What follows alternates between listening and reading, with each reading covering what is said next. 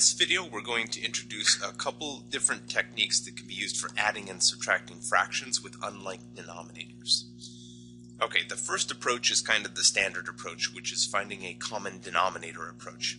So between the two denominators of these fractions, 5/8 and 11/12, the common denominator would be the number 24.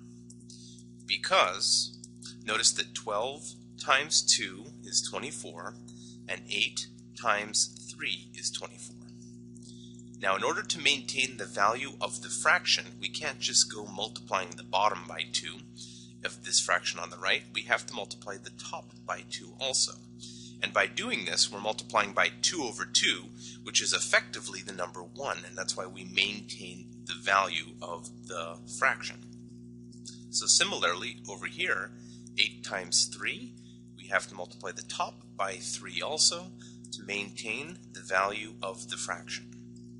So thus, at the end, after multiplication here, the 24 has a 15 on the top, the 24 has a 22 on the top, and thus the answer would be 37 over 24.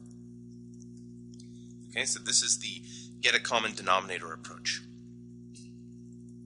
Now, look at this problem, 9/10 minus 5/6. Pause the video if you wish and get yourself a common denominator on this problem and see if you can do the fraction subtraction via that method.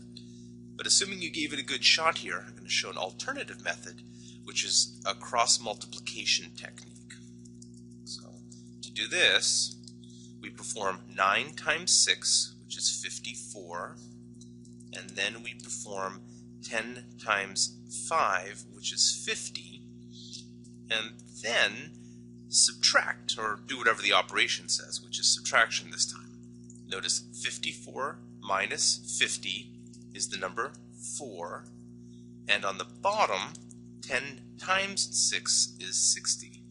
So the final answer is 4 over 60.